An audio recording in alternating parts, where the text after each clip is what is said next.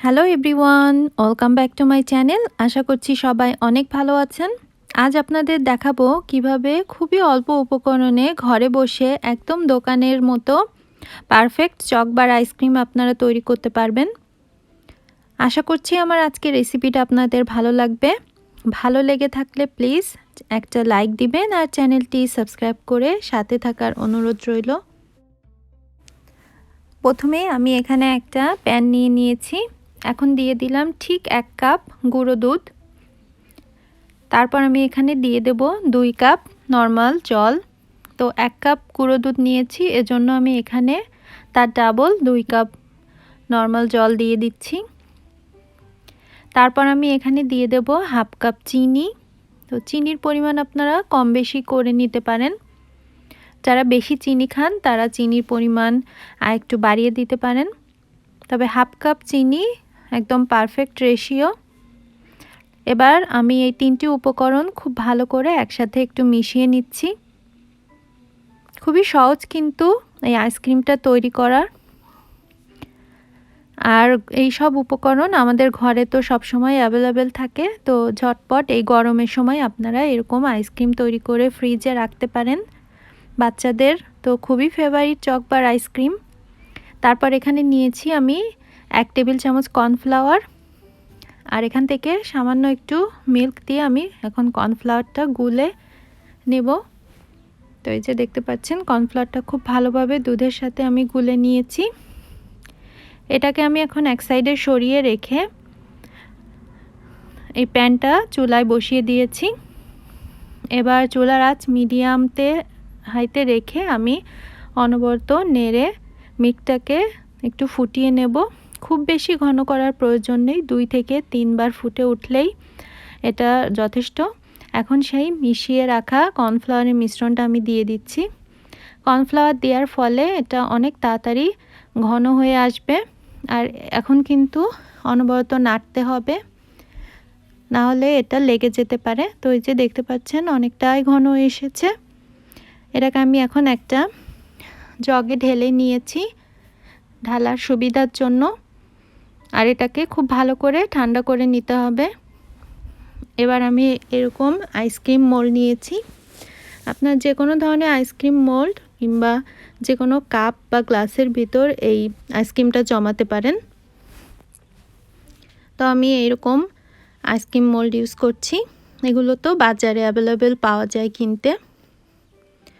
এখন আমি যে মিশ্রণটা তৈরি করে রেখেছিলাম সেটা খুব ভালো করে ঠান্ডা হয়ে রুম টেম্পারেচারে চলে এসেছে। এখন আমি এই সবগুলো মোল্ডের ভিতর ঢেলে দেব একে একে, দিয়ে এগুলোকে আমি সারা রাতের জন্য ফ্রিজে রেখে দেব। আপনারা যদি গুঁড়া দুধ ইউজ করতে না চান সেক্ষেত্রে নর্মাল লিকুইড দুধও ইউজ করতে পারেন, সেক্ষেত্রে টাইমটা একটু বেশি লাগবে। আর যদি গুঁড়া দুধ দিয়ে করেন তাহলে 10 মিনিটের মধ্যেই আপনাদের এই আইসক্রিমের মিশ্রণটি কিন্তু রেডি হয়ে যাবে। তো দেখতে পাচ্ছেন আমি টোটাল এরকম ছোট সাইজের 8টা আইসক্রিম মোল্ডে ঢেলেছি, আর এখানে 2টা বাটি নিয়েছি।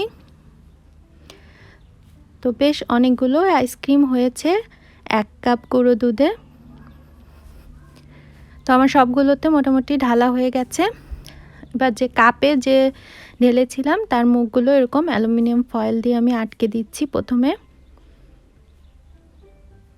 তারপর মাঝখান থেকে একটা নাইফ দিয়ে সামান্য একটু ছিদ্র করে নিব, আর তারপর যে আইসক্রিমের যে স্টিকগুলো পাওয়া যায় সেগুলো দিয়ে দেব।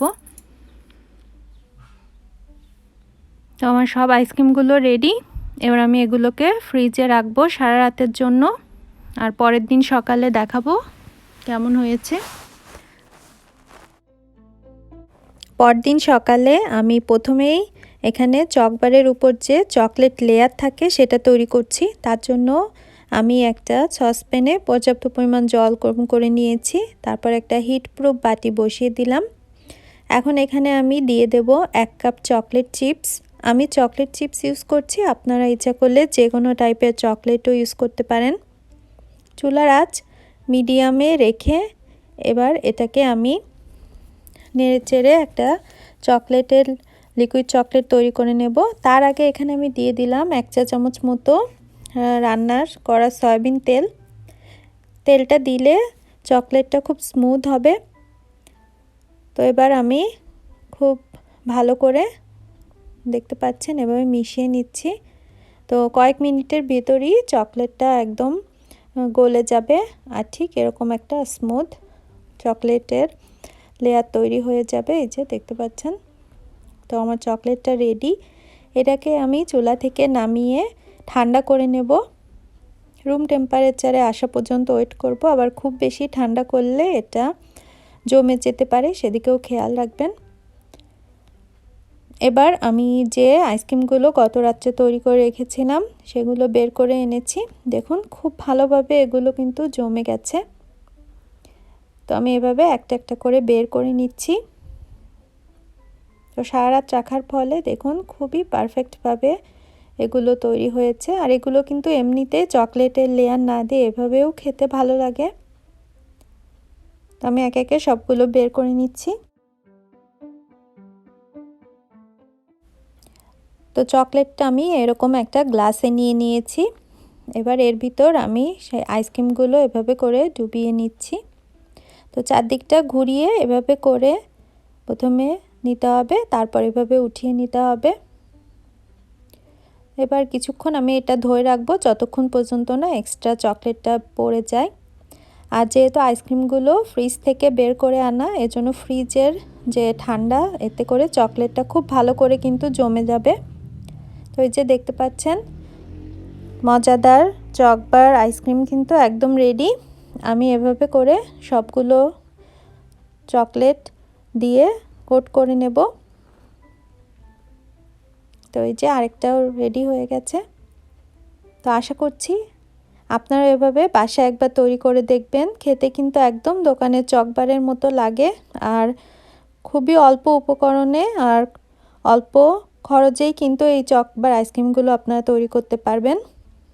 তো আশা করছি রেসিপিটা আপনাদের ভালো লেগেছে। ভালো লেগে থাকলে প্লিজ একটা লাইক দিবেন আর চ্যানেলটি সাবস্ক্রাইব করে সাথে থাকা বেল নোটিফিকেশনটি অন করে দিবেন নতুন নতুন রেসিপি দেখার জন্য। তো সবাই ভালো থাকুন, সুস্থ থাকুন।